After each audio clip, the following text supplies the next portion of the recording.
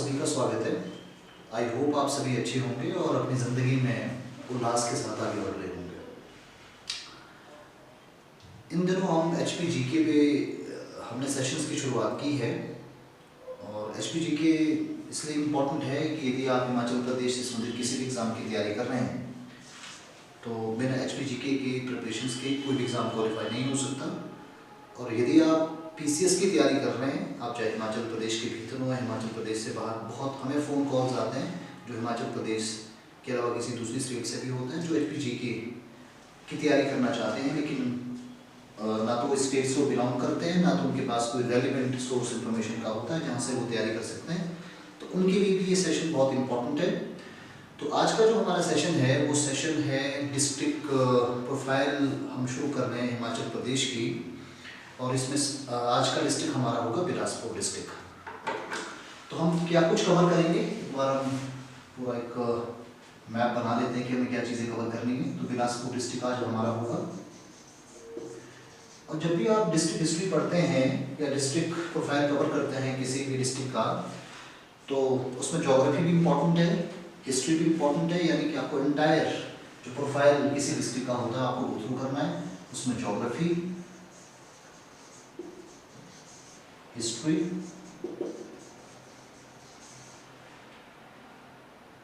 Economy,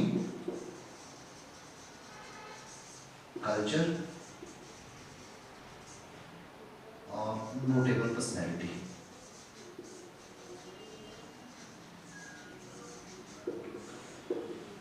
तो ये सारे पॉइंट्स हैं जो आपको गो थ्रू करने जब आप कोई भी डिस्ट्रिक्ट पढ़ते हैं हिमाचल प्रदेश का। और डिस्ट्रिक्ट प्रोफाइल पढ़ने का एक और बेनिफिट ये भी है कि यदि आप बाकी चीज़ें अगर आपने गो थ्रू नहीं की है, अगर आपने स्टेट के कंटेक्स्ट में जो ज्योग्राफी है, हिस्ट्री है, कल्चर है, इकोनॉमी है, वो नहीं गो थ्रू की, तो यदि आप डिस्ट्रिक्ट प्रोफाइल को गो थ्रू करते हैं तो काफ़ी हद तक यानी कि 80-90% जो प्रिपरेशन आपकी है वो डिस्ट्रिक्ट प्रोफाइल के साथ ही आपकी पूरी कंप्लीट हो जाती है HPGK की। पर इसका एक कतई मतलब नहीं है कि आपको स्टेट के कंटेक्स्ट में जो ज्योग्राफी, हिस्ट्री, इकोनॉमी और पॉलिटी जो कल्चर यहाँ का है वो आपको गो थ्रू नहीं करना है। तो चलिए शुरू करते हैं बिलासपुर। तो बिलासपुर डिस्ट्रिक्ट में सबसे पहले हम बात करेंगे ज्योग्राफी किस तरह की है।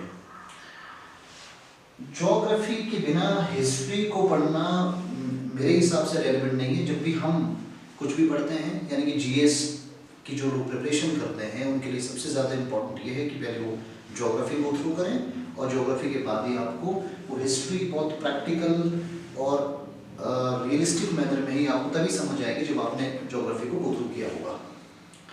और ज्योग्राफी के लिए इम्पोर्टेंट ये है कि जब आप ज्योग्राफी पढ़ते हैं तो कम से कम या तो एटलस आपके पास हो या तो एक मैप आपके पास होना चाहिए। तो हिमाचल प्रदेश की जब आप ज्योग्राफी पढ़ेंगे या किसी भी डिस्ट्रिक्ट का प्रोफाइल गो थ्रू करते हैं ज्योग्राफी के पॉइंट ऑफ व्यू से, तो आपके पास वो मैप होना बहुत ज़रूरी है ताकि आपको पूरा स्टेट समझ आ जाए और स्टेट के साथ साथ जो डिस्ट्रिक्ट है वो भी आपको समझ आ जाए। लेकिन मेरे पास अभी स्क्रीन पे तो मैं आपको दिखा नहीं पाऊंगा मैप, पर आप घर पे तैयारी कर रहे हैं तो आप इस क्लास को जो है मैप के साथ इसको जोड़ सकते हैं, कनेक्ट कर सकते हैं। तो ज्योग्राफी में सबसे ज़्यादा इम्पोर्टेंट होता है कि लोकेशंस उस प्लेस की किस तरह की है।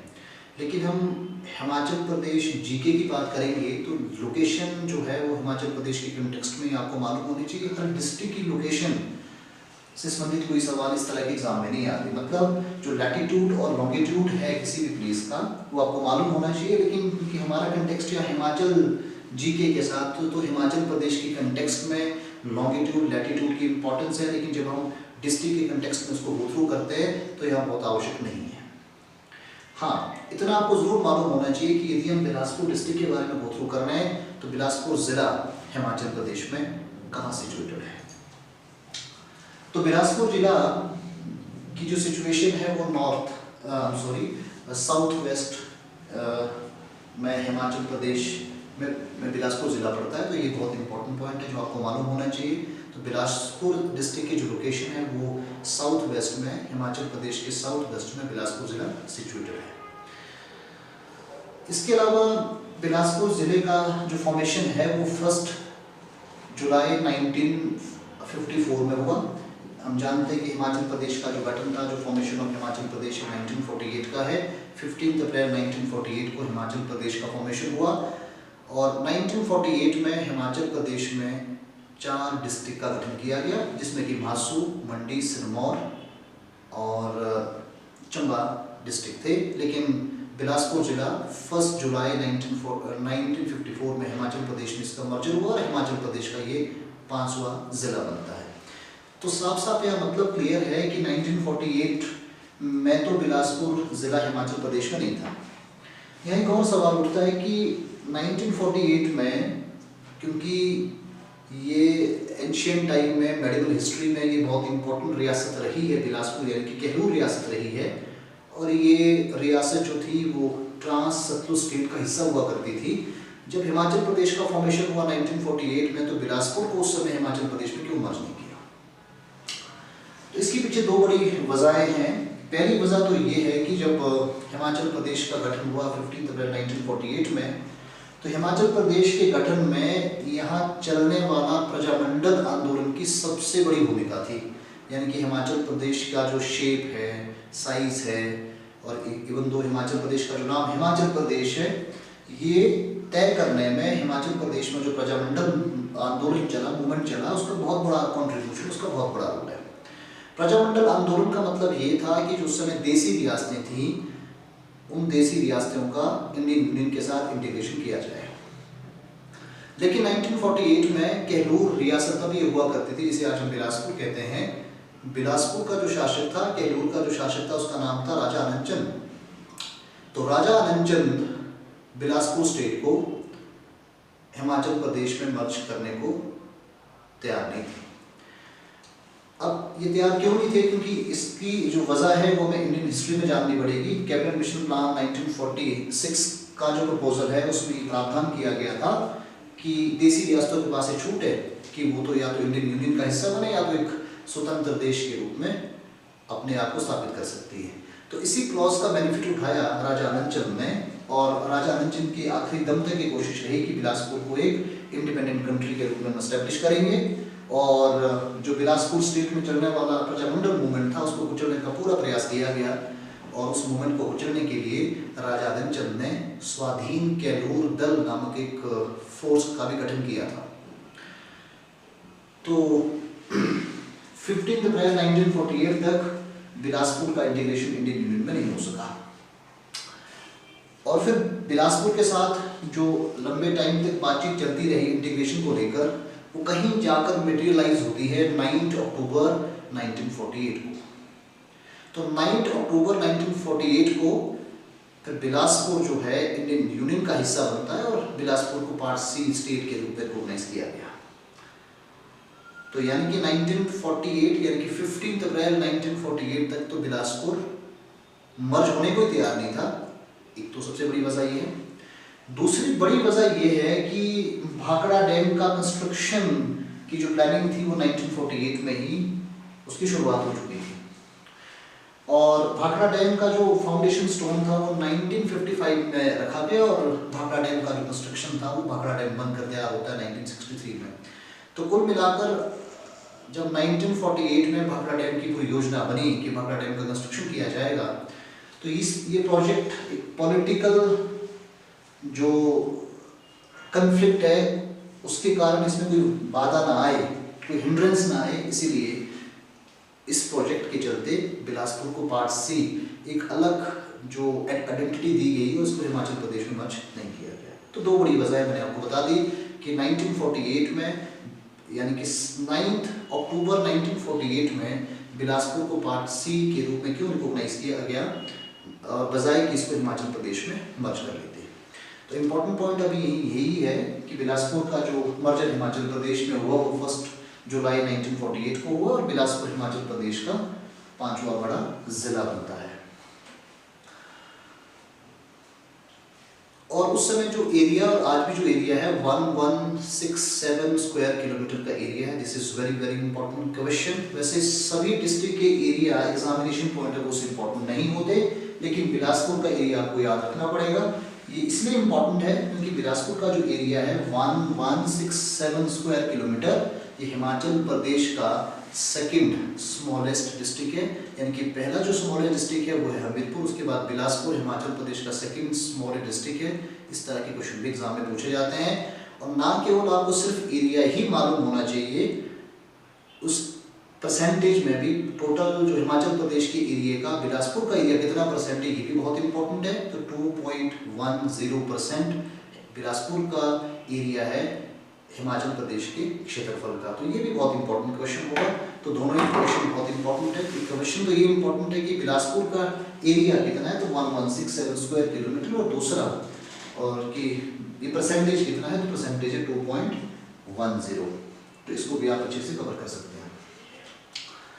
तो बिलासपुर जो ज़िला है, बिलासपुर ज़िला जैसे मैंने आपको बताया कि साउथ वेस्ट में हिमाचल प्रदेश में स्थित है। और हिमाचल प्रदेश के जो 12 ज़िले हैं, इन 12 डिस्ट्रिक्ट को 3 मंडलों में डिवाइड किया गया है। 3 डिविजन है हिमाचल प्रदेश के। एक शिमला डिवीजन है, दूसरा डिवीजन मंडी डिवीजन है, तीसरा डिवीजन कांगड़ा डिवीजन है। इन तीनों ही डिविजन में से जो सबसे बड़ा डिवीजन है वो आपका मंडी डिवीजन है, यानी कि नंबर ऑफ डिस्ट्रिक्ट सबसे ज़्यादा जिस डिवीजन में है वो मंडी डिवीजन है। तो कभी ये भी क्वेश्चन एग्जाम में आ सकता है कि बिलासपुर ज़िला किस डिवीजन का हिस्सा है, तो बिलासपुर ज़िला मंडी डिवीजन का हिस्सा है। ये भी बहुत इंपॉर्टेंट है। इसके अलावा हिमाचल प्रदेश में टोटल 68 असेंबली सीट्स हैं, और ये जो असेंबली सीट 68 है, इन्हीं असेंबली सीट्स में बिलासपुर ज़िला में भी 4 सीटें हैं। तो ये भी क्वेश्चन बहुत इंपॉर्टेंट है कि बिलासपुर डिस्ट्रिक्ट में कितनी सीटें हैं।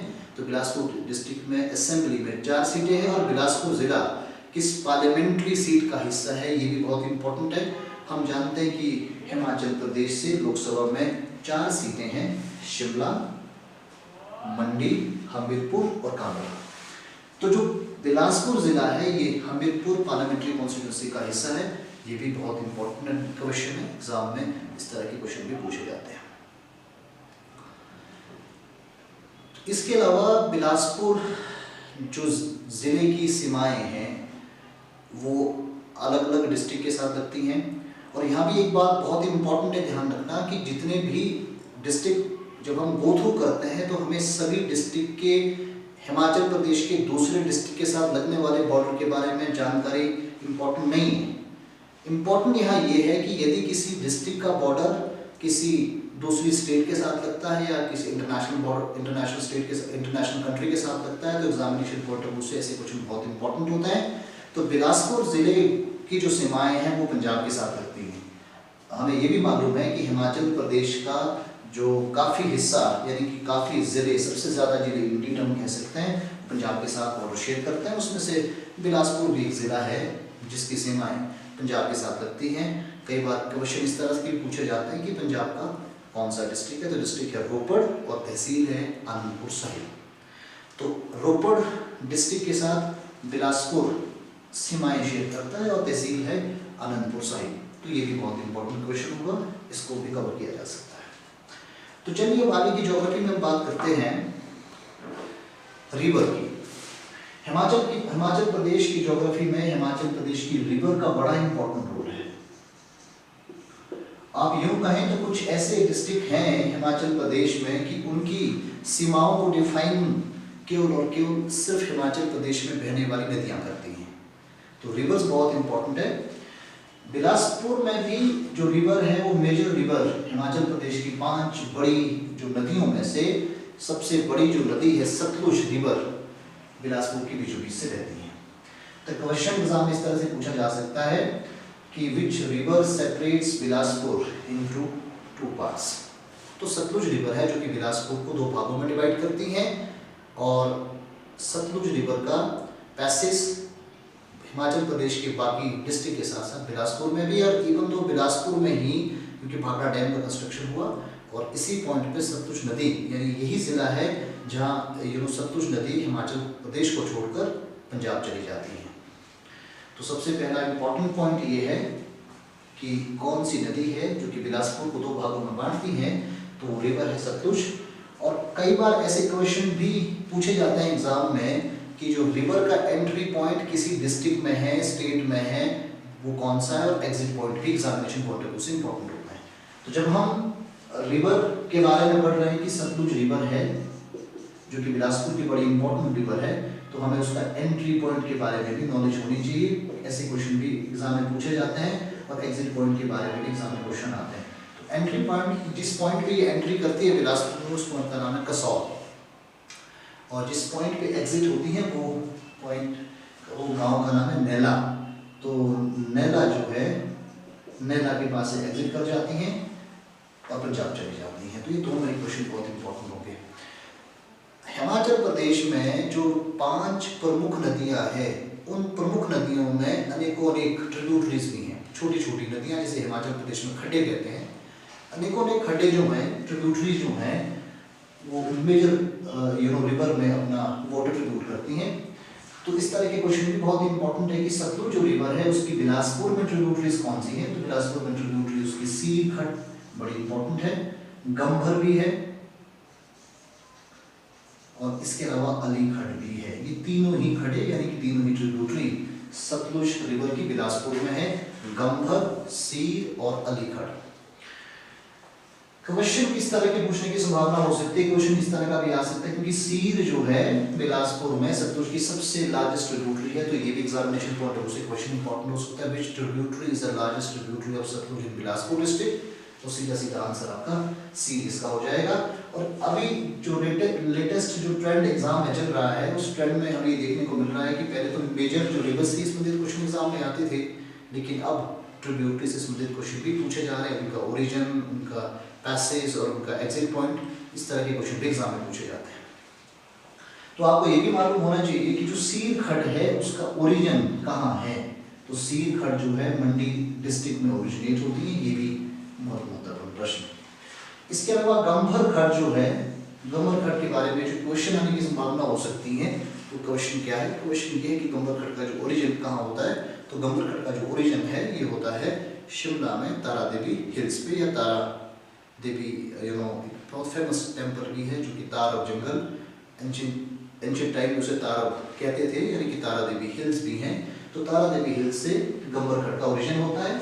और इसके अलावा जो तीसरी खड्ड है वो है अली खड्ड, और अली खड्ड का जो ओरिजिन वो अर्की सोलन से अली खड्ड ओरिजिनेट होती है और आगे जाकर सतलुज में मौजूद आती है। तो क्रक्स अब ये है कि जब भी हम बिलासपुर की रिवर्स के बारे में गो थ्रू करेंगे तो सतलुज तो इम्पोर्टेंट कड़ी होगा ही, सतलुज के साथ साथ जो ट्रिब्यूटरी है 3, ये भी तीनों ही बहुत मेजर रोल प्ले करती हैं बिलासपुर की ज्योग्राफी में। तो चलिए, ये तो बात हो गई रिवर्स के बारे में। जैसे मैंने आपको शुरू में बताया कि जो हिमाचल प्रदेश की रिवर्स हैं वो हिमाचल प्रदेश की डिस्ट्रिक्ट बाउंड्रीज हो या स्टेट बाउंड्री को डिफाइन करने का एक बहुत इंपॉर्टेंट रोल प्ले करती हैं। तो ये रिवर जब अलग अलग क्षेत्रों से, डिस्ट्रिक्ट से बहती हैं तो अनेकों अनेक वैलीज का फॉर्मेशन करती हैं। मिड हिमालय में जो वैलीज है वो काफ़ी डीप वैलीज हैं, और शिवालिक में यानी कि लोअर हिमालय में जो वैलीज दिखाई देती है काफ़ी शैलो वैलीज दिखाई देती हैं। तो एक तो अब वैलीज भी हिमाचल प्रदेश में, और बहुत बार क्वेश्चन वैली से पूछे जाते हैं। तो बिलासपुर के बारे में बात कर रहे हैं, तो बिलासपुर की वैलीज भी एग्जामिनेशन पॉइंट ऑफ व्यू से इंपॉर्टेंट होगी, तो आपको वैलीज भी कवर कर देनी चाहिए। वैलीज में जो बिलासपुर की वैली है उसमें सतलुज वैली तो है ही, क्योंकि सतलुज रिवर बिलासपुर के बीचों बीच से बहती है, तो जाहिर सी बात एक बहुत लंबी वैली का फॉर्मेशन करती है। तो सतलुज वैली बिलासपुर में, इसके अलावा सतलुज के अलावा दावी वैली और चांतो वैली, एक सतलुज, दावी, चांतो, चांदपुर और ओहर वैली, ये पांचों वैलीज का नाम आपको एग्जैक्टली मालूम होना चाहिए, लेकिन इसके सिर्फ आपको इतने तक सीमित नहीं रहना है। अभी लेटेस्ट ट्रेंड में जिस तरह के क्वेश्चन पूछे जा रहे हैं, आमतौर पर अभी अगर आप 2020 या 2021 के क्वेश्चन पेपर्स देखें तो उसमें आमतौर पर वैली के जो एक्सटेंशंस हैं, ज्योग्राफिकल जो एक्सटेंशन किसी वैली का है, उस तरह के क्वेश्चन एग्जाम में ज़्यादा पूछे जा रहे हैं। तो चलिए अब बात करते हैं कि अगर वैली में कोई स्पेसिफिकेशन, कोई और इन्फॉर्मेशन है जो एग्जामिनेशन पॉइंट ऑफ व्यू से इंपॉर्टेंट हो सकती है, तो उसको हम गो थ्रू करते हैं। सतलुज वैली का तो इतना ही है कि सतलुज वैली कसौल से लेकर जो है नैना के बीच में है, बिलासपुर डिस्ट्रिक्ट में है। तो दावी घाटी के बारे में हम बात कर रहे थे, तो सबसे पहले हमने बात की कि जो सतलुज घाटी है, सतलुज घाटी का जो एक्सटेंशन है वो कसौल से लेकर नैला के बीच में। अब दामी घाटी जो है, दामी घाटी का एक्सटेंशन कहीं बुक में अवेलेबल नहीं और कहीं भी इसके बारे में कोई जानकारी नहीं है, तो ये ज़रूरी नहीं कि दामी घाटी का जो एक्सटेंशन है आपको मालूम हो। दामी घाटी के बारे में क्वेश्चन दामी घाटी के बारे में एक्सटेंशन उपलब्ध है। हम रियली वेरी सॉरी, कुछ बातें थोड़ी ठीक नहीं हुई। तो दामी घाटी का जो एक्सटेंशन है वो धार, बहादुरपुर और बांदला के बीच में है। इस तरह के क्वेश्चन एग्जाम में ज़्यादा पूछे जा रहे हैं। तीसरी जो वैली है वो है चांवतो वैली। चांवतो वैली भाखड़ा डैम की कंस्ट्रक्शन के कारण जो है वो सबमर्ज हुई। ये क्वेश्चन भी बहुत बार पूछा जाता है। इसके अलावा ओम और चांदपुर वैली के बारे में कोई स्पेसिफिकेशन नहीं है, तो इसको आपको कवर करने की ज़्यादा जरूरत नहीं है, सिर्फ आपको इसका नाम ही मालूम होना चाहिए। वैलीज के अलावा इसके अलावा बिलासपुर में धार भी हैं, तो धार से संबंधित भी क्वेश्चन एग्जाम में आते हैं। और यदि हम धार की बात करें तो बिलासपुर में 7 धार है। रियासती टाइम में रियासती इरा ये जो 7 धारें थी इसे कहते थे सतधार कहलूर। तो इन 7 धारों के नाम आपको बहुत इंपॉर्टेंट है, यहाँ से क्वेश्चन एग्जाम में जरूर पूछे जाते हैं। तो सबसे पहले जो धार है वो नैना देवी धार है। नैना देवी धार ये बहुत इंपॉर्टेंट है, आपको मालूम होना चाहिए। दूसरी कोट कहलूर, कोट धार है, this is very very important. तो पहली है नैना, दूसरी कोट, तीसरी झिझियार, उसके बाद चौथी जो धार है वो है आपकी बांदला, और 5वीं धार है त्योन और रतनपुर धार, और लास्ट धार आती है बहादुरपुर। इन 7 धारों के बारे में आपको उनके नाम तो एटलीस्ट आपको कवर करने ही है। पर अब जिस तरह के क्वेश्चन एग्जाम में पूछे जा रहे हैं तो सर खाली आपको नाम ही इंपॉर्टेंट नहीं है, लेकिन इन धारों में अगर कुछ स्पेसिफिक इंफॉर्मेशन है तो वो भी एग्जामिनेशन पॉइंट ऑफ व्यू से इंपॉर्टेंट होगी। और इन 7 धारों में अगर हम देखते हैं तो कुछ फोर्स हैं, तो फोर्स से संबंधित क्वेश्चन भी एग्जाम में पूछे जाते हैं। तो सबसे पहले बात करते हैं नैना धार की, जो नैना देवी धार है। इस धार में 2 फोर्ट है जो कि बहुत इंपॉर्टेंट। तो कोट फोर्ट है, ये इसी में एस्टेब्लिश है, और दूसरा जो आपका फतेहपुर फोर्ट है ये भी आपका नैना देवी धार में ही है। इसके अलावा कोट धार जो है इसमें बछरेटू फोर्ट एस्टेब्लिश है, तो ये भी बहुत इंपॉर्टेंट होगा कि बछरेटू फोर्ट किस धार में स्थित है, तो ये है आपकी कोट धार। इसके अलावा बात करते हैं झंझियार धार की। तो झंझियार धार के बारे में भी दूसरे क्वेश्चन बहुत इंपॉर्टेंट होंगे। एक तो ये कि झंझियार जो धार है इसको सीर खड 2 भागों में डिवाइड करती है, ये बहुत बार क्वेश्चन पूछा भी गया है।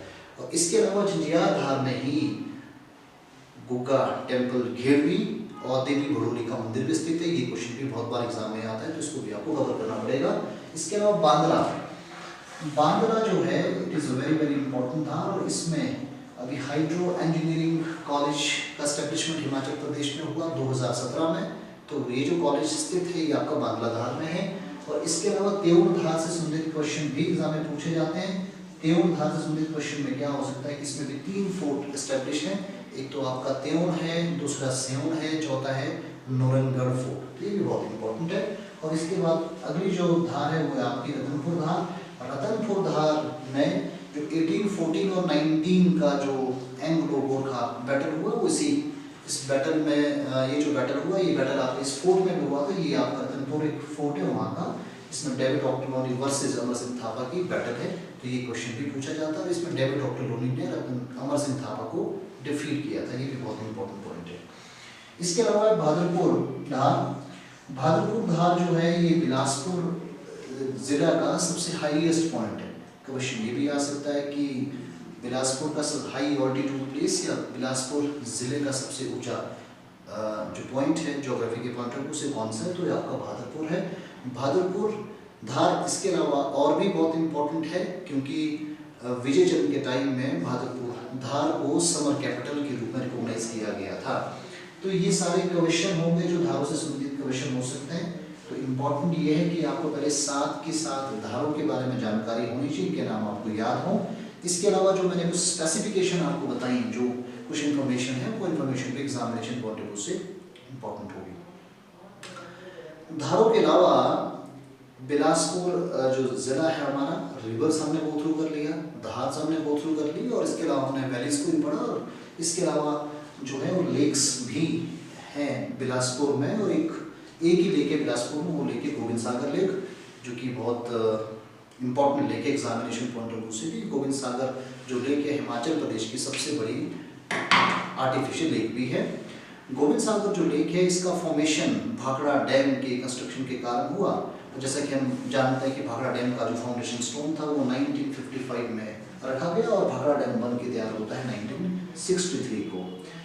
तो गोविंद सागर लेक गुरु गोविंद सिंह के नाम पर इसका नाम गोविंद सागर लेक हुआ, और इसकी जो टोटल लेंथ है इस लेक की वो 88 किलोमीटर की है।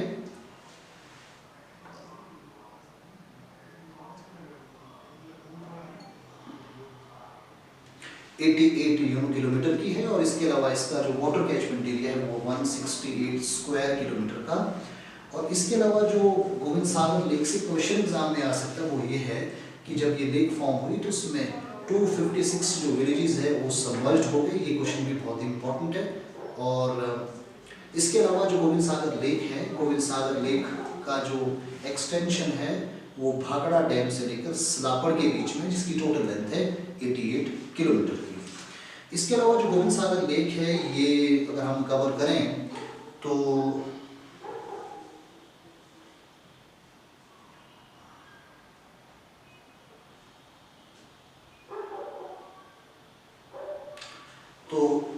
ये सबसे बड़ा फिशिंग पॉन्ड भी है भारत का, और इसमें फिशिंग की जाती है। सबसे बड़े फिशिंग पॉन्ड का मतलब ये हुआ कि पर हेक्टेयर फिश प्रोडक्शन में पूरे भारतवर्ष में गोविंद सागर लेक का जो प्लेस है वो नंबर 1 है। तो ये सारे question examination point of view से इंपॉर्टेंट होंगे।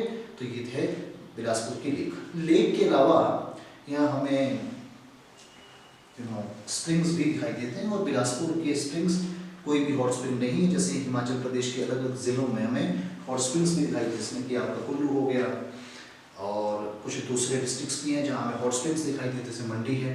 लेकिन बिलासपुर के जो स्प्रिंग्स है वो हॉट स्प्रिंग्स नहीं है, वो सारे कोल्ड स्प्रिंग्स है। उसमें कि बस्सी, ददराना और लुंड, ये 3 जो आपकी स्प्रिंग्स आते हैं जो कि आपकी बिलासपुर जिला में है। तो अगर हम समअप करें बिलासपुर ज़िला की पूरी ज्योग्राफी का, तो जितनी भी हमने इंटायर ये चीज़ें कवर की ये बिलासपुर की ज्योग्राफी को लेकर थी। अब हम बात करेंगे बिलासपुर ज़िला की हिस्ट्री। देखो, जब आप हिमाचल प्रदेश की हिस्ट्री पढ़ते हैं तो हिमाचल प्रदेश की हिस्ट्री में प्रॉब्लम ये है कि बहुत सिस्टमैटिक तरीके से हिस्ट्री राइटिंग नहीं हुई, तो रेफरेंसेस हमें दिखाई देते हैं। और हिमाचल प्रदेश की जो इंटायर हिस्ट्री वो नेशनल रेफरेंसेस के साथ उसको कनेक्ट कर सकते हैं, या फिर अंग्रेज़ों के ज़माने में फिर गेजेटियर को लिखने का काम शुरू होता है, और या हम यूँ कह सकते हैं कि अंग्रेज़ों के ज़माने में जब कॉलोनियल रूल यहाँ चल रहा था उसके बाद इस सिस्टमैटिक तरीके से हिस्ट्री पे काम हुआ। तो हिस्ट्री में सबसे ज़्यादा इम्पोर्टेंट तो ये होता है कि जब भी आप किसी रियासत की कहानी पढ़ते हैं कि उसका फाउंडर कौन है, एस्टेब्लिशमेंट कब हुआ, किसने किया। और जो हिमाचल प्रदेश की अधिकांश रियासतें हैं वो 7th सेंचुरी से 10th सेंचुरी के बीच में उनका एस्टेब्लिशमेंट हुआ। तो उसमें से अधिकांश रियासतों की जो स्थापना थी वो बाहर से आने वाले राजपूतों ने की। तो क्वेश्चन कई बार इस तरह से पूछा जाता है कि इस रियासत का जो फाउंडर है वो इमिग्रेंट्स है या कोई यहाँ का लोकल है, नेटिव ने, किसी व्यक्ति ने इस रियासत की स्थापना की।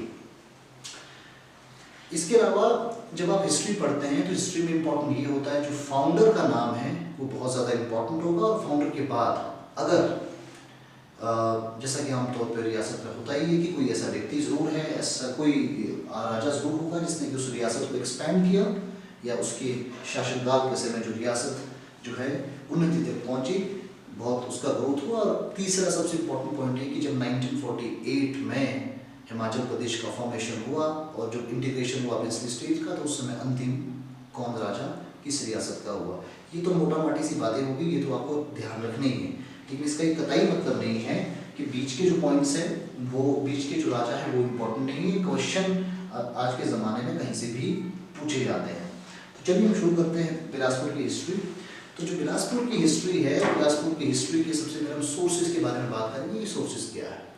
तो बिलासपुर की हिस्ट्री के सोर्सेज में एक तो Bilaspur past, present and future एक बुक है राजा आनंदचंद की, यानी कि लिटरेरी सोर्स में इसको हम एस्टेब्लिश कर सकते हैं। और इसके अलावा बिलासपुर का जो गैजेटियर भी इम्पोर्टेंट सोर्स है बिलासपुर की हिस्ट्री को लेकर, और गणेश सिंह बेदी की किताबें, जिसमें कि 2 किताबें बहुत फेमस बुक्स है। एक बुक का नाम है चंद्रवंश विलास और दूसरी बुक का नाम है शशिवंश विनोद। तो ये दोनों ही किताबें बिलासपुर की हिस्ट्री का एक बहुत महत्वपूर्ण सोर्स है। तो इन किताबों में जो जानकारियाँ हैं वो बिलासपुर रियासत के बारे में हमें मिलती हैं।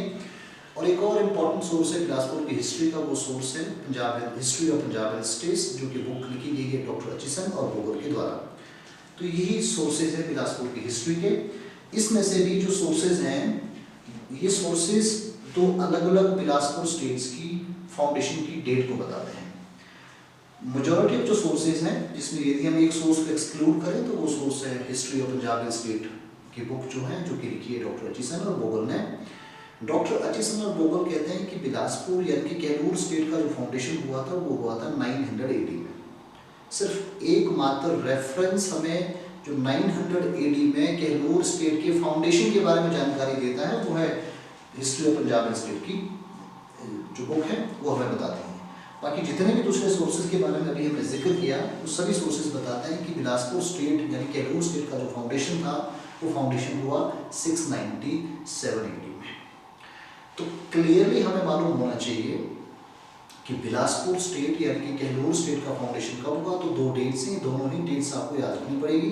एक डेट है 697 की, जो कि मेजॉरिटी ऑफ जो हिस्ट्री के रिसोर्सेज हमें बताते हैं कि बिलासपुर स्टेट का फाउंडेशन हुआ 697 में। और उसमें से एक सोर्स है history of Punjab and state book, जो कि अचिसन और बोगल ने लिखी, वो बताते हैं कि कैलूर स्टेट का जो फाउंडेशन था वो 900 AD में हुआ। अब दूसरी इंपॉर्टेंट बात है कि फाउंडर कौन है। फाउंडर है बीर चंद। अब जैसे मैंने शुरू में आपको बताया था कि जब आप हिस्ट्री पढ़ते हैं तो हमें ये भी बात ध्यान रखनी चाहिए कि जो फाउंडर है वो नेटिव है या इमिग्रेंट है। तो कैलूर स्टेट का जो फाउंडर था, जिसका नाम था बीर चंद, ये इमिग्रेंट है, यानी कि बुंदेलखंड से आया। और बुंदेलखंड आप जानते हैं कि जगह मध्य प्रदेश में है। तो यानी कि मध्य प्रदेश के चंदेरी डायनेस्टी से बिलोंग करता है बीरचंद, जिसने कि कैलूर स्टेट की शुरुआत की। एक और इम्पॉर्टेंट बात है, कई बार ऐसे क्वेश्चन एग्जाम में जरूर आते हैं कि जितने भी राजपूत शासक हुए वो अपनी जो लिनेज है वो 2 डायनेस्टी से मानते, एक चंद्रवंश और एक दूसरा सूर्यवंश। चंद्रवंशी वो राजा हुए जो भगवान कृष्ण के कुल से अपने आप को जोड़ते हैं, और सूर्यवंशी वो शासक हुए जो कि भगवान राम के वंश से अपने आप को जोड़ते हैं। तो यानी कि जो कैलूर स्टेट का जो फाउंडर था, जो कि बीरचंद था, वो चंद्रवंशी राजा है, यानी कि भगवान राम के वंश के साथ उसका जुड़ाव हमें दिखाई देता है। ऐसे क्वेश्चन भी कई बार एग्जाम में आते हैं, तो ऐसे क्वेश्चन भी हमें कवर कर लेने चाहिए। कैलूर स्टेट जो है वो एक चंद्रवंशी स्टेट है, नहीं कैलूर स्टेट एक सूर्यवंशी स्टेट है, ये बहुत इंपॉर्टेंट है। इसके अलावा इम्पॉर्टेंट बात यह है कि जब बीरचंद ने फाउंडेशन किया, तो फाउंडेशन यानी कि जब कैलूर स्टेट की स्थापना की, आमतौर पर होता ही है कि जब आप कहीं बाहर से आकर किसी दूसरे क्षेत्र में रूल करते हैं, तो जो वहाँ के लोकल होते हैं आपको उनको हराना होता है। तो बीरचंद के टाइम में भी ऐसा ही हुआ। बीरचंद ने रोहन ठाकुर को डिफीट किया, ये बहुत सिग्निफिकेंट पॉइंट है, रोहन ठाकुर। तो बीरचंद ने रोहन ठाकुर को डिफीट किया और उसके बाद कैलूर स्टेट की फाउंडेशन की और कोट कैलूर में एक फोर्ट का कंस्ट्रक्शन किया। This is very important. एक और इंटरेस्टिंग चीज़ है, जब आप हिस्ट्री पढ़ते हैं तो आपको कैपिटल के बारे में भी जानकारी रखना बहुत ज़रूरी है। तो जैसे कि हम जानते हैं कि जो कैपिटल का कॉन्सेप्ट था, ये तो कॉलोनियल इरा के समय इसकी शुरुआत हुई, राजधानी शब्द उसके बाद ही अस्तित्व में आया। तो लेकिन जब हम पढ़ते हैं तो हमें कहीं ना कहीं जब किसी रियासत की शुरुआत होती है, इसका कोई ना कोई मुख्यालय होता है, उसका कोई ना कोई हेडक्वार्टर होता है। तो इसी तरह से कैलूर रियासत का जो हेडक्वार्टर था, या तो कोट कैलूर या तो नैना देवी। ये कन्फ्यूजन है थोड़ा सा। हिमाचल प्रदेश की हिस्ट्री में बहुत ऐसे पॉइंट्स है जहाँ हमें कन्फ्यूजन है, लेकिन हमें अब ये दोनों ही बातें ध्यान रखनी होगी कि कैलूर स्टेट का जो हेडक्वार्टर था वो नैना देवी था और कोट कैलूर था। अब इसमें जो नैना देवी का जो कॉन्सेप्ट है, हम सब जानते हैं कि नैना देवी एक शक्तिपीठ है, पूरे 51 शक्तिपीठों में से हिमाचल प्रदेश में 5 शक्तिपीठ है, उसमें से एक शक्तिपीठ आपका नैना देवी है। नैना देवी का जो हमारे ग्रंथों में वर्णन आता है कि माँ जो सती थी, माता के नैन यहाँ पे गिरे और बाद में फिर बीरचंद चंदेल ने इस जगह पे एक मंदिर का निर्माण किया जो कि वर्तमान का नैना देवी मंदिर है। तो ये भी क्वेश्चन बहुत इंपॉर्टेंट है कि नैना देवी मंदिर का निर्माण किसने किया, तो ये बीरचंद चंदेल ने किया, ये बहुत इंपॉर्टेंट होगा। इसके पीछे एक छोटी सी कहानी और है। कहते हैं कि नैना गुज्जर करके कोई व्यक्ति था, उसके पास बकरियां थी। वो बकरी को चराते समय उसके साथ एक घटना घटती है। वो क्या देखता है कि एक बकरी है कि रोज एक पत्थर पर खड़ी हो जाती है और उस पत्थर से जो दुग्ध की धारा है, जो दूध है बकरी का, वो स्वतः ही उस पत्थर पर गिरना शुरू हो जाता है। तो ये बड़ी अचंभित करने वाली घटना थी। इस घटना का जिक्र जो है जो नैना ने बीरचंद के साथ किया। तो कहते हैं कि फिर उसी के बाद उस जगह पे जहाँ आज नैना देवी का मंदिर बना हुआ है, फिर वहाँ एक मंदिर का कंस्ट्रक्शन किया गया। तो नैना देवी का संबंध एक नैना गुजर के साथ भी है। ये क्वेश्चन भी बहुत इंपॉर्टेंट हो सकता है। तो बीरचंद चंदेल एक बहुत प्रतापी राजा था और बीरचंद चंदेल ने 12 ठकुराइयों को अपने अधीन किया। ये बहुत इंपॉर्टेंट है। हिमाचल प्रदेश की अगर हम तमाम रियासतों को जाने तो उसमें 2 ही ऐसी बड़ी रियासतें हुई जिनके अधीन बड़ी ठकुराइयाँ हुआ करती थी, यानी कि पैटी स्टेट्स हुआ करती थी। उसमें से एक है केलूर, केलूर के अधीन 12 ठकुराइयाँ थी और दूसरी है क्योंथल, क्योंथल के अधीन 18 ठकुराइयाँ हुआ करती थी। यानी कि क्योंथल स्टेट एक बहुत बड़ी स्टेट तब हुआ करती थी। तो ये है बीरचंद। अब दूसरे जो राजा हुए केलूर स्टेट के, उनका नाम था काहलचंद। काहलचंद के बारे में बहुत ज़्यादा जानकारियाँ उपलब्ध नहीं हैं, लेकिन एग्जामिनेशन पॉइंट ऑफ व्यू से एक फैक्ट आपको याद रखना पड़ेगा कि काहलचंद का बेटा हुआ अजय चंद और अजय चंद ने हिंडूर स्टेट का एस्टेब्लिशमेंट किया। ये एक बहुत इंपॉर्टेंट क्वेश्चन है। अच्छा, क्वेश्चन एक दूसरी तरह से पूछा जा सकता है। कई बार ऐसे क्वेश्चन भी पूछे जाते हैं कि केलूर स्टेट की ऑफशूट स्टेट कौन सी है, तो इसका सीधा जवाब होगा कि हिंडूर स्टेट जो है ये केलूर स्टेट की ऑफशूट स्टेट है। काहलचंद के बाद जो तीसरा इंपॉर्टेंट राजा था उसका राजा का नाम है मेघचंद। अब यहाँ राजा का नाम आपको इसलिए इंपॉर्टेंट याद रखना पड़ेगा कि राजा के समय जो इंपॉर्टेंट घटनाएं घटी हैं वो question examination point of view से इंपॉर्टेंट होते हैं। मेघचंद से क्या क्या क्वेश्चन एग्जाम में आ सकते हैं?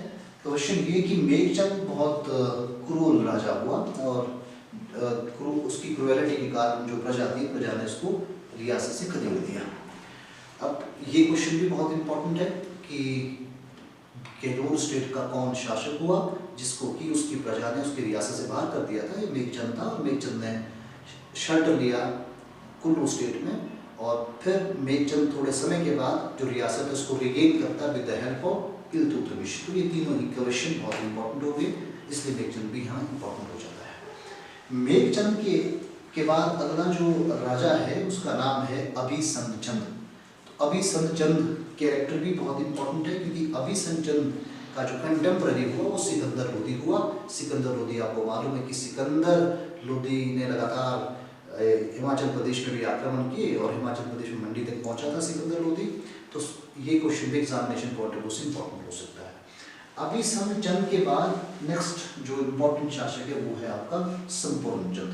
संपूर्णचंद कैरेक्टर क्यों इंपॉर्टेंट है? क्योंकि संपूर्णचंद कैरेक्टर के टाइम में एक बहुत इंपॉर्टेंट घटना ये घटती है कि संपूर्णचंद का जो भाई था रतन चंद, उसने संपूर्णचंद का मर्डर कर लिया।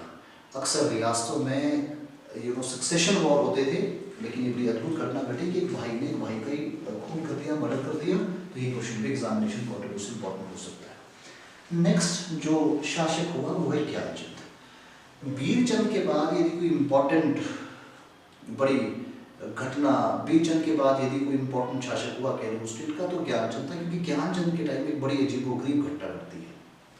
घटना क्या थी, बात को समझते हैं। 1570 की डेट है, ये डेट भी आपको बहुत इंपॉर्टेंट है, इसको याद रखना जरूरी है। 1570 तक जो केलूर स्टेट थी वो मुगलों के इन्फ्लुएंस में आ गई या मुगलों के कंट्रोल में आ गई, पहली बात। और उस समय मुगल शासक जो था वो भारत का वो था अकबर, यानी कि अकबर के अधीन जो केलूर स्टेट थी वो 1570 में आई। और इसका दूसरा क्वेश्चन जो आने की संभावना हो सकती है वो ये है कि कौन शासक था जो कि गहलोर का, जो कि अकबर का कंटेम्पररी था, तो वो था ज्ञानचंद। ज्ञानचंद के बारे में एक और इम्पोर्टेंट बात है कि 1570 में ये रियासत मुगलों के कंट्रोल में तो आई, लेकिन ज्ञानचंद ने अपना धर्म भी परिवर्तित कर दिया, वो इस्लाम में उसने अपने आप को कन्वर्ट कर दिया। This is very very important. ये हिमाचल प्रदेश के इतिहास में, हिमाचल प्रदेश की रियासतों की जो कहानियाँ हैं उसमें एक दुर्लभ घटना है।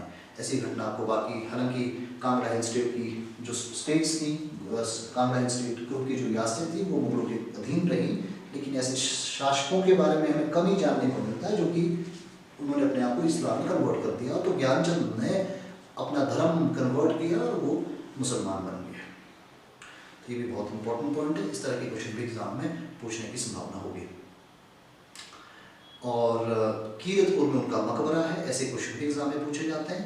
तो ये राजा ज्ञानचंद का जो मकबरा है जो कि कीरतपुर में बना हुआ है। राजा ज्ञानचंद के बाद अगला शासक हुआ, उसका नाम था बीकचंद।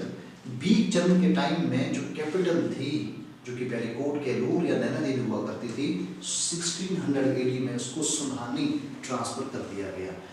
आमतौर पर हिमाचल प्रदेश की हिस्ट्री में कैपिटल ट्रांसफर वाले क्वेश्चन बहुत इंपॉर्टेंट रहते हैं। और इसके अलावा जो सेंट्रल पावर तब हुआ करती थी, जैसे कि मुगल रूल भारत में था, अगर कोई कंटेम्पररी शासक किसी स्टेट का हुआ तो वो क्वेश्चन भी बहुत इंपॉर्टेंट होते हैं। तो कैपिटल ट्रांसफर वाले क्वेश्चन तो हमें कवर कर लेने चाहिए। तो बीकचंद के टाइम में जो कैपिटल थी गहलोर की, वो 1600 AD में उसको सुनहानी ट्रांसफर कर दिया गया। बीकचंद के बाद अगला जो इम्पोर्टेंट शासक गहलोर स्टेट में हुआ उसका नाम था कल्याणचंद। कल्याणचंद से संबंधित भी एक इम्पॉर्टेंट फैक्ट है जो कि इम्पॉर्टेंट हो सकता है। फैक्ट ये कि कल्याणचंद ने हिंडूर की सीमा पे फोर्ट का कंस्ट्रक्शन किया। इम्पॉर्टेंट इसलिए है कि जब आप किसी की सीमा पर जाकर कोई कुछ भी या फोर्ट कंस्ट्रक्ट करते हैं तो जाहिर सी बात है दोनों कंटेंशन बनता ही है। तो हिंडूर और केलूर के बीच के जो रिश्ते थे वो खराब होने शुरू हो गए। दोनों के बीच में एक बैटल भी हुआ, उस बैटल में हिंडूर के राजा की मौत हो जाती है। तो क्वेश्चन शायद इस तरह से पूछा जा सकता है कि किस शासक के समय हिंडूर और केलूर के संबंध खराब हो गए, तो नाम है राजा कल्याणचंद। कल्याणचंद के अलावा अगला राजा हुआ उसका नाम था दीपचंद। दीपचंद बहुत इंपॉर्टेंट शासक है, जैसे मैंने बीरचंद बताया था। इसके अलावा ज्ञानचंद हुआ और ज्ञानचंद के बाद दीपचंद भी बहुत इंपॉर्टेंट शासक हुआ केलूर स्टेट में। दीपचंद के टाइम में दूसरी बार कैपिटल शिफ्टिंग होता है, जो कि पहला कैपिटल शिफ्टिंग बीपचंद के टाइम में 1600 AD में हुआ था। दूसरा जो कैपिटल शिफ्टिंग है वो 1654 में दीपचंद के टाइम में हुआ। इम्पोर्टेंट। और दूसरी बार जो कैपिटल शिफ्ट हुई वो कैपिटल शिफ्ट हुई थी ब्यास गुफा या बिलासपुर, जिसे आज हम वर्तमान में बिलासपुर कहते हैं। तो क्वेश्चन ये भी आ सकता है कि बिलासपुर टाउन का एस्टेब्लिशमेंट किसने किया था, तो ये किया था दीपचंद ने। और डेट आपको मालूम होनी चाहिए, तो डेट है 1654 की। इसके अलावा दीपचंद के समय की दूसरी बड़ी घटना ये है कि दीपचंद ने जो सैल्यूटेशन है, जो सल्यूट होती है एडमिनिस्ट्रेशन में जो लोग हैं, किस तरह से अभिवादन किया जाएगा जब आप हायर अप से मिलते हैं, तो उसको कैटेगराइज किया था 3 टाइप से। यानी कि जब राजा से मिलते हैं तो जयदेवा, और जब राणा से मिलते हैं तो जय जय, और जब मियाँ से मिलते हैं तो राम राम। तो ये सैल्यूटेशन भी जो हुआ ये दीपचंद के टाइम हुआ। ये भी बहुत इंपॉर्टेंट क्वेश्चन है। दीपचंद ने जो रॉयल पैलेस था उसको ढोलरा में भी कंस्ट्रक्ट किया। ये भी बहुत इंपॉर्टेंट पॉइंट होगा जहाँ से क्वेश्चन एग्जाम में आने की संभावना होगी। इसके अलावा दीपचंद का मर्डर हुआ था, और दीपचंद का जो मर्डर है वो कांगड़ा के राजा ने उसको जहर देकर नादौन में मारा। ये पॉइंट भी बहुत ज़्यादा इंपॉर्टेंट है, क्वेश्चन आने की संभावना होगी। दीपचंद के अलावा जो अगला कैरेक्टर है बिलासपुर स्टेट में, वो कैरेक्टर है भीमचंद का। भीमचंद कैरेक्टर भी एग्जामिनेशन पॉइंट ऑफ व्यू से बहुत इंपॉर्टेंट है। इसलिए इंपॉर्टेंट है कि भीमचंद और गुरु गोविंद सिंह के रिश्तों की कहानी केलोर स्टेट में एक यूनिक कहानी है। कभी दोस्ती और कभी दुश्मनी, कभी प्यार और कभी तकरार की अजीबोगरीब कहानी है राजा भीमचंद और सिखों के 10वें गुरु गोविंद सिंह के बीच में। पहली बार गुरु गोविंद सिंह भीमचंद के शासनकाल में ही 1682 में केलोर स्टेट आए थे। ये क्वेश्चन भी बहुत इंपॉर्टेंट है। इसके अलावा फिर जो लगातार गुरु गोविंद सिंह और भीमचंद के बीच के जो संबंध थे, जो रिश्ते थे, उसमें कड़वाहट आई और 1682, 1685, 1686 और 1701 लगातार भीमचंद और गुरु गोविंद सिंह के बीच में बैटल्स होती रही। क्या कारण था, क्यों दोनों के बीच के रिश्ते खराब हुए? तो कारण ये था कि गुरु गोविंद सिंह को असम के राजा रतन सिंह ने एक हाथी, एक व्हाइट एलिफेंट गिफ्ट के रूप में दिया था। तो भीमचंद की इच्छा ये थी कि गुरु गोविंद सिंह को हाथी भीमचंद को दे दे, और ये बड़ी अजीब इच्छा भी है।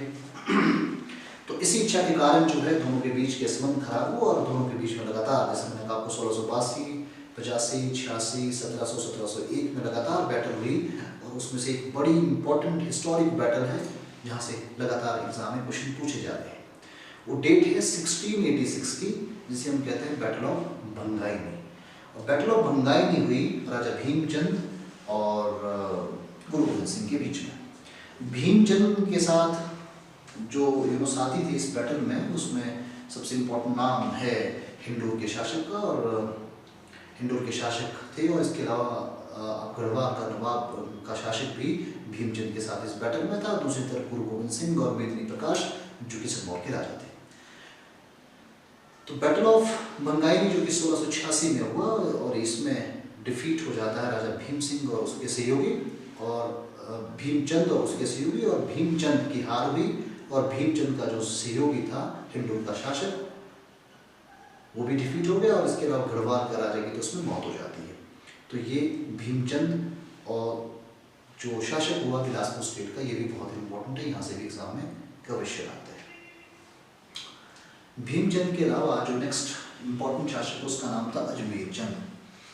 अजमेर चंद इतना इंपॉर्टेंट राजा नहीं है, क्योंकि इतना बड़े लेवल के क्वेश्चन यहाँ से नहीं पूछे जाते। पर अजमेर चंद एक अजमेरगढ़ फोर्ट का कंस्ट्रक्शन किया था। तो शायद आमतौर पे ये फोर्ट का नाम आपसे पूछा जाए और फोर्ट का कंस्ट्रक्शन किसने किया था ये पूछा जाए, तो उसमें इम्पोर्टेंट होगा ये नाम। अदरवाइज बाकी बहुत बड़ा नाम ये अपने आप में नहीं था।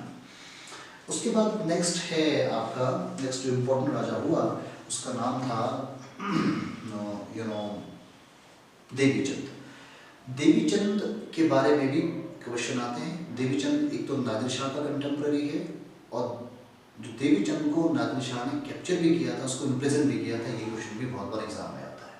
इसके अलावा हिंदूर में उसके समय में जो हिंदूर का राजा था उसकी मौत हो जाती है। उसके पास एक मौका था कि हिंदूर स्टेट को अपने कंट्रोल में स्टेट को लाए, लेकिन इसने ऐसा नहीं किया। उसने ह्यूमैनिटी को आगे रखा और गजे सिंह हिंदूरिया को ही, जो कि हिंदूर से ही था, उसको वहाँ का शासक नियुक्त कर दिया। ये बहुत इंपॉर्टेंट बात है। नहीं तो आमतौर पर राजा इस फिराक में रहते हैं कि कैसे दूसरी रियासत को अपने कंट्रोल में किया जा सके।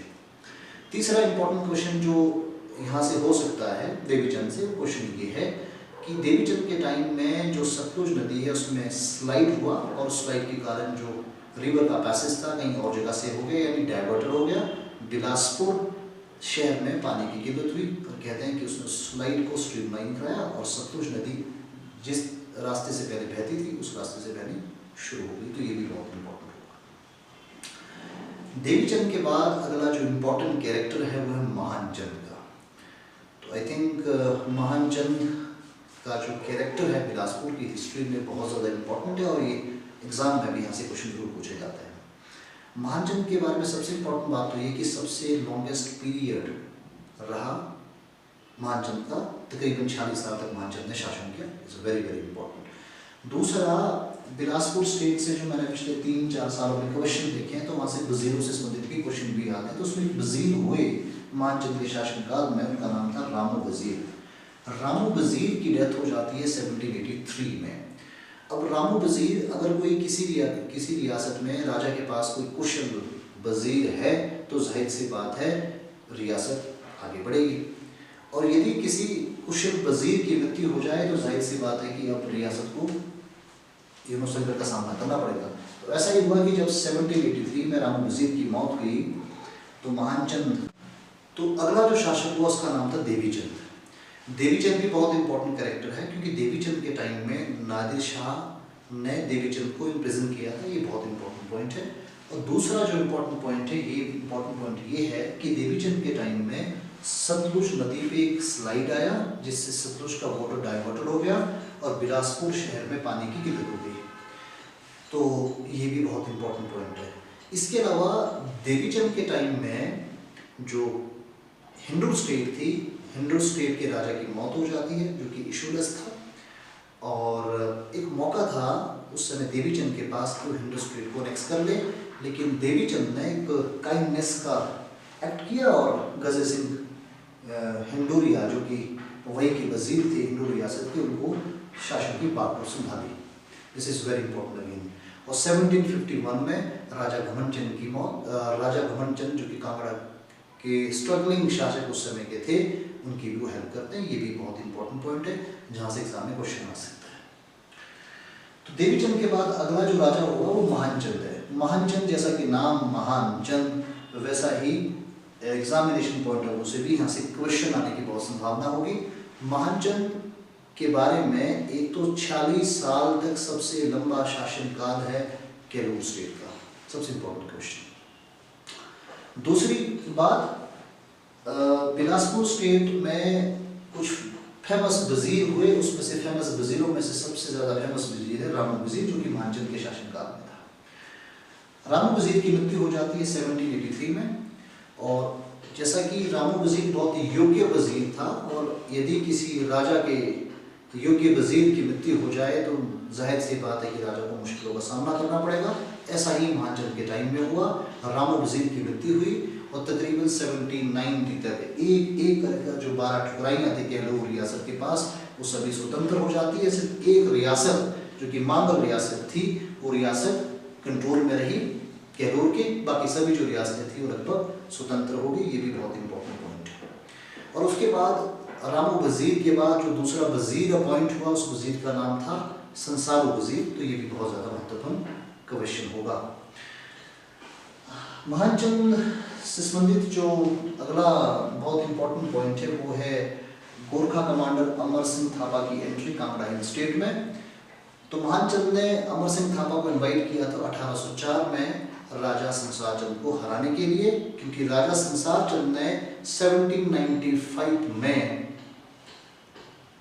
आक्रमण किया केलूर स्टेट पे और केलूर स्टेट का कुछ हिस्सा एनेक्स कर लिया था। यानी कि राजा महानचंद ने ही अमर सिंह थापा को कांगड़ा हिल स्टेट में इनवाइट किया था। ये बहुत बार क्वेश्चन पूछा गया है।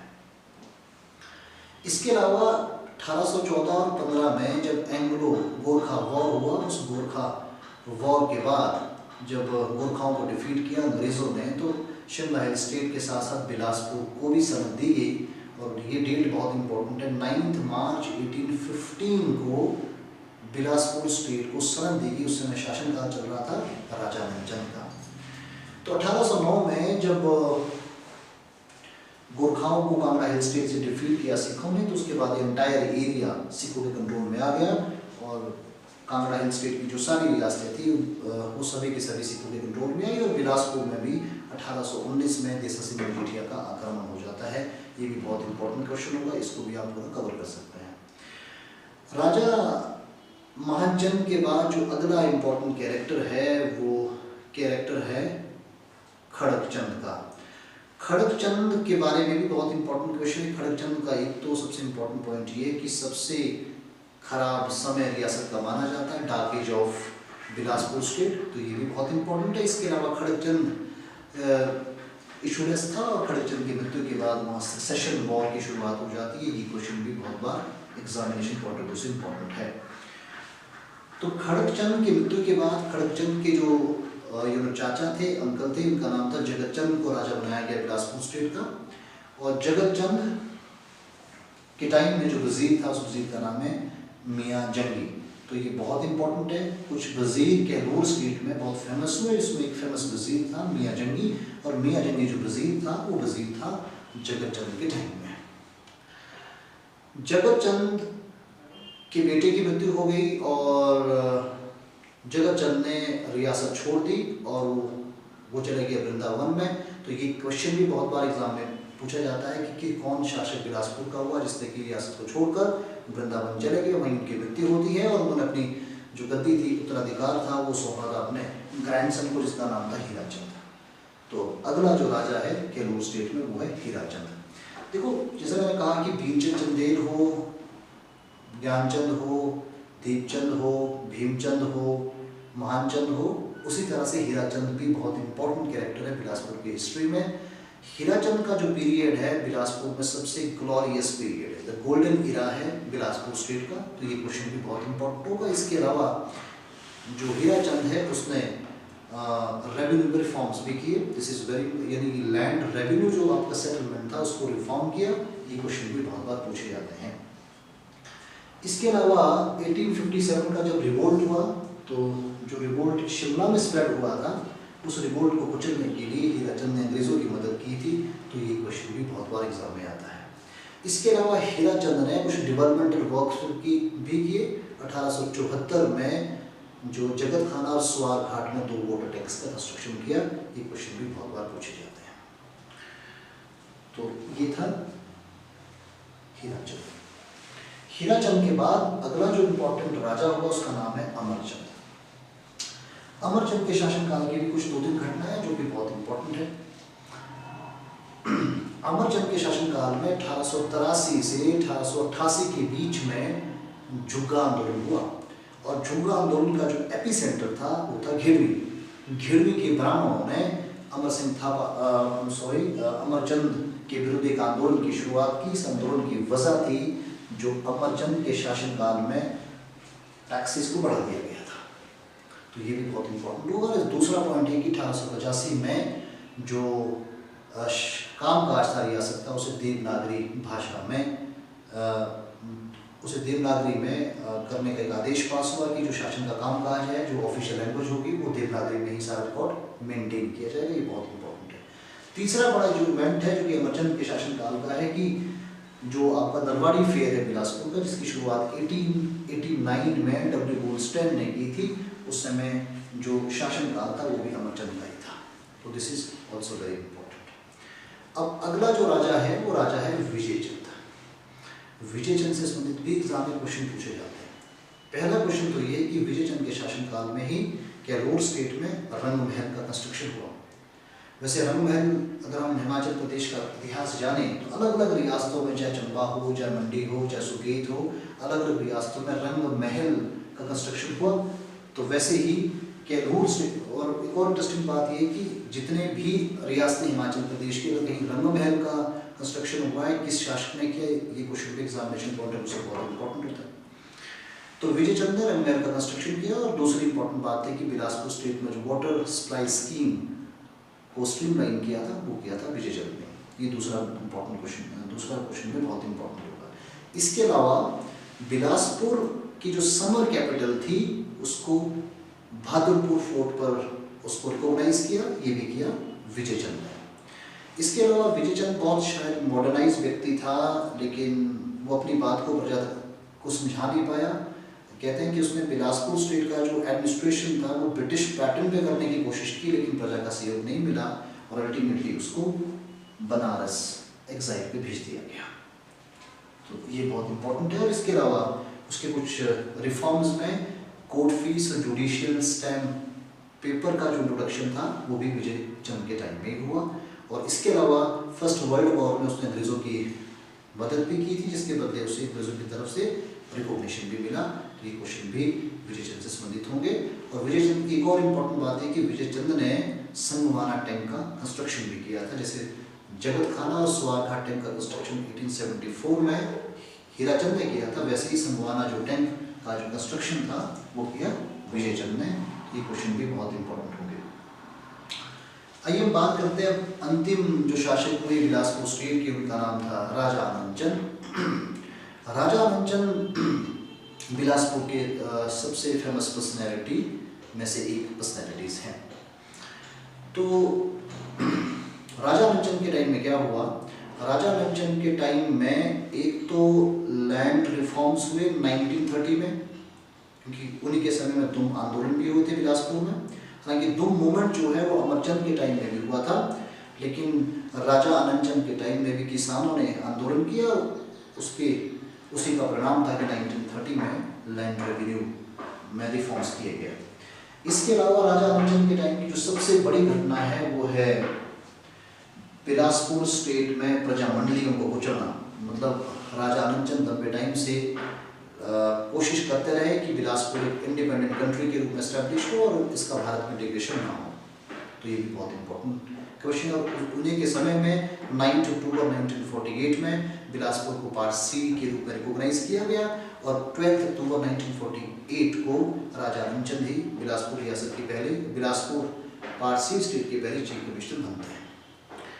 राजा आनंद चंद महात्मा गांधी के डिसाइपल भी थे, ये भी बहुत इंपॉर्टेंट क्वेश्चन है। और राजा आनंद चंद कॉन्स्टिट्यूट असेंबली में मेंबर भी थे, ये भी बहुत इंपॉर्टेंट क्वेश्चन है। और आफ्टर इंडिपेंडेंस राजा आनंद चंद के बारे में एक अनोखा रिकॉर्ड हिमाचल प्रदेश से है कि दोनों हाउसेस में, पार्लियामेंट के दोनों हाउसेस में इंडिपेंडेंट एमपी बनने वाले वो पहले हिमाचली थे। और राजा आनंद चंद की जो मृत्यु है वो आपकी लंदन में होती है। तो ये थी बिलासपुर यानी कि कैलोर स्टेट की एंटायर ज्योग्राफी एंड हिस्ट्री। बाकी का हिस्सा इसका पार्ट 2 होगा, जिसमें कि हम बिलासपुर की इकोनॉमी, कल्चर और नोटेबल पर्सनैलिटी के बारे में बात करेंगे।